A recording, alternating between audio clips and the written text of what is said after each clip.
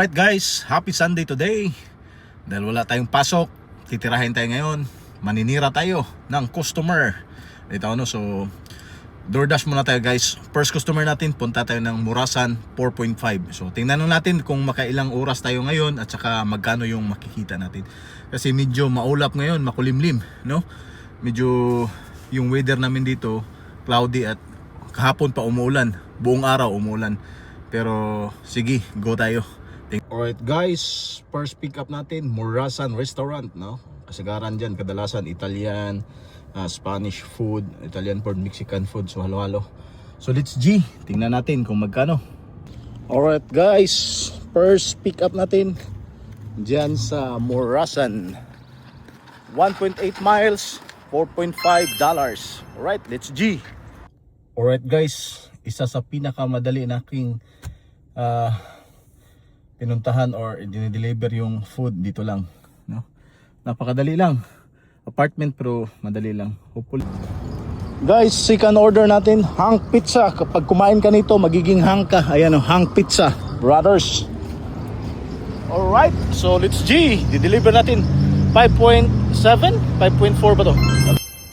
Alright guys, pang tatlong booking natin, Food Lion, no?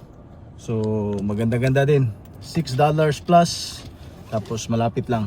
Let's G, kunin natin. Guys, pang-apat natin na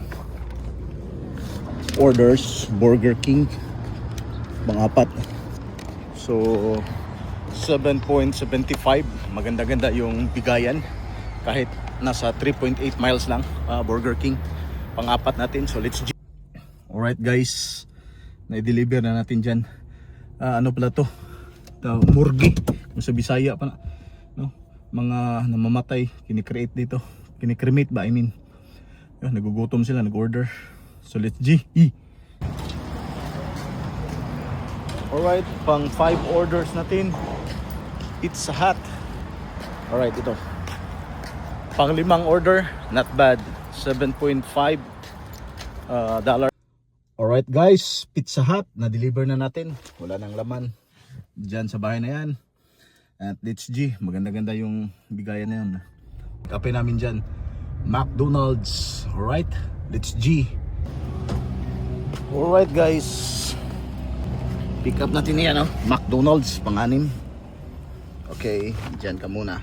Guys, turn right onto Palmer Drive. Nahatid na natin dito sa mga bahay na to. Dito sa likuran, hindi ko na lang kinuha na ng video kasi nandyan yung may-ari.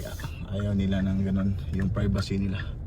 Alright, so at the next stop sign, turn hanap muna left. tayo ng pang 7, Taco Bell. Alright, so punta natin to sa loob. Alright guys, so ayan na, nakuha natin sa Taco Bell, isang drinks, pagkain dyan sa Taco Bell mismo. Alright guys, so na-deliver na natin. Apartment pa rin. Yung mga apartment talaga, minsan hirap mong makita, no? Yung mga rooms nila or yung mga number ng kanilang apartment. Minsan naman madali. Alright guys, may nakuha tayo ng 8.30 kumpare. So parang tayo yung mamimili nito. Guys, yan yung kumpare foods. Ano, supermarket. Diyan ako mangumpra.